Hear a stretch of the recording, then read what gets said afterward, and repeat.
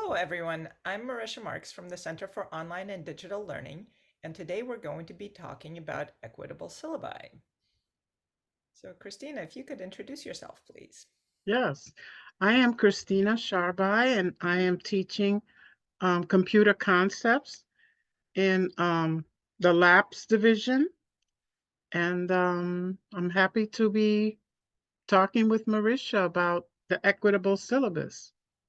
Wonderful. So, Christina, can you tell me how did you learn about equitable syllabi? Well, there was a state mandated workshop, not mandated, but I would say an offer to do this workshop over the summer in different parts, part one, part two, part three. And at the end, we were supposed to complete a syllabi that was equitable. And so I went to our resources and I looked and looked, and somehow I remembered that Marisha had sent us a link to resources and talked about equitable syllabi. And I went searching for it and found our template. And that particular template, I'm going to share what it looks like. This is what I started out with. So, go ahead and share your screen, Christina. hmm This is what I started out with. This was on the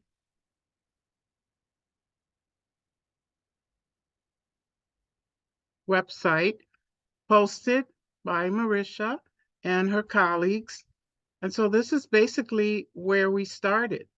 You have a template to begin with. And then I found this very useful because it uses plain language, and that's what I was interested in.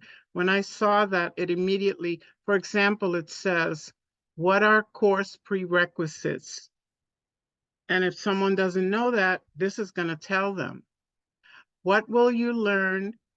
And that's the course description. Because often we write in our syllabus, in the old one, I would write course description, assuming that the student knew what a course description was. And this is just plain language. What will you learn? And that's what really caught my attention. And I started to work with this template. I'm going to stop sharing for a moment. And also, that as part of the workshop, we were supposed to critique somebody else's syllabus, and a colleague of mine from Greenfield Community College gave me her syllabus. And then I just started editing it instead of talking, or writing. I took the things in this equitable syllabus and just pasted it in hers and said, let's talk about it. I'm sending it back to you. Now let's talk about it. And that person said, my, that really made sense to them too. So it's kind of caught on. Other people started to like our syllabus. And so when I took that person's syllabus, and I'm going to share my screen again,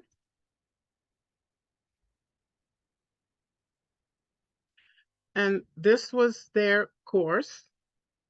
And then I started putting in the things that, copying everything that it's in our equitable syllabus and putting it here.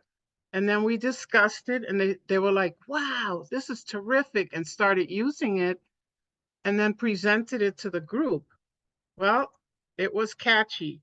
Everybody else wanted that syllabus. They wanted to know how we used it, and so it's really an excellent tool as far as I'm concerned. And then I'll also show you my syllabus and taking all of that and then translating it into actual things that will happen in a course. And so I'm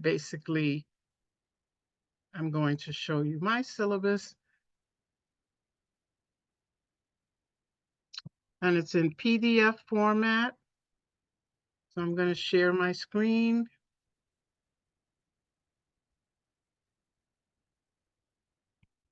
So this is basically, I wanted to keep the same heading that I had. It is an STCC course, and that's one of the things I told my colleague, it's nice to have a picture and all of that, but you really should represent the institution that you're working for. And at the very least, at the top, and then go for the rest. And then I use this, which was not easy to use. So if you don't want to use a table of contents and it's time consuming, then don't use it. But I'm using it. I don't know how useful it is because when I click on something, it doesn't necessarily go to that page. Sometimes it does, like this time it went to the bottom of the page, but maybe that wasn't what I was going to look for. So it has its usefulness. And then again, it may not for you. And so, but I followed that format carefully, and that was who is facilitating this course and how to get in touch. That was the language in the template. And then I went down to materials. Then I continued. Here we go. What are the course prerequisites? What will you learn? The course description. What will you be able to do, which is the course outcomes. So the difference between then and now is that I would only put the course outcomes and assume that the students knew what that meant. And a lot of times when language is new to you, even when this language was new to me many moons ago, I would be thinking, yeah, what is that? And not let anyone know that I didn't know what it was. And students are like that too. Is what will you be able to do with it? That is so straightforward. Um, how is this course organized instead of instructional methods? Because instructional methods, that's language that we use. So that's what makes this unique, is that we're now using language that is familiar to a user as opposed to an educator. I'm Yeah, happy so it to sounds like answer any other questions you have. yeah, it sounds like you have some really great examples of how you're explaining the terminology, how you're using plain language, and then also pulling in the pieces from the CODL Equitable Syllabus template that is available for anybody at STIC. And really, it's just publicly available if anybody wants to use it. It's there. So for somebody who's just getting started with trying to create an equitable syllabus, what advice would you give to other faculty who want to work on this? Well, I would keep the language simple. If you're explaining something, keep it simple. Even in the Blackboard course, I have students ask me questions, and there's ambiguity in language depending on what we say. And then I recognize my ambiguity in that particular instance, and I will then go back and say, it makes sense. I'm going to change this because that's the way that's the way the student sees it. And so I'm always willing to go back and change something. And I had put a PDF file up with instructions. And then a student said, but last week you put Word files up and you said that it would be easy if we just download it and we can type right in it. And then I said to that person, that's great.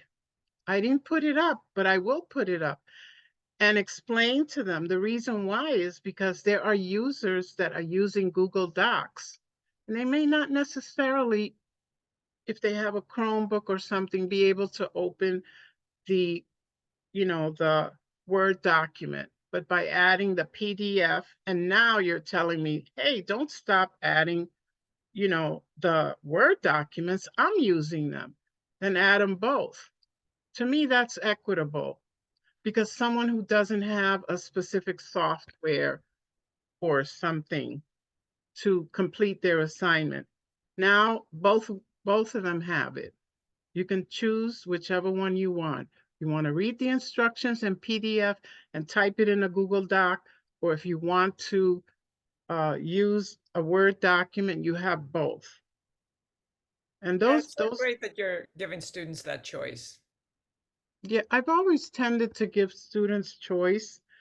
And students, they get afraid, but I said, this is a very basic class, and you really should not have anything to be afraid of because it's a basic computer course, and some of the things you've done before, and some you haven't. So you now have a choice of which assignment you do because you might have done the things in one assignment, and now you want to explore something else in the technical world in the other assignment. And so giving them choices allows them because everyone is at a different level. So I emphasize that is give choices. I know it doesn't always work clear cut in for example, I would use nursing as an example. I used to work a long time ago at the university in the School of Nursing. And it's not that clear cut when it's something that you have to learn to pass a national exam, the NCLEX. It's like sometimes you don't have that choice. You really do have to learn that content. And the expectation is that you pass a test. But there's great flexibility in other disciplines that can be applied so that students can learn and they can learn within the context of what they choose to learn from that lesson because they already know about this other part of your lesson. So Well, that's what I would wonderful. say. Thank you, Christina. Thank you for sharing how you've developed your equitable syllabus and some of the ways that we do it. And I hope that others will be able to learn from your example. Thank you very much, Marisha. I appreciate it.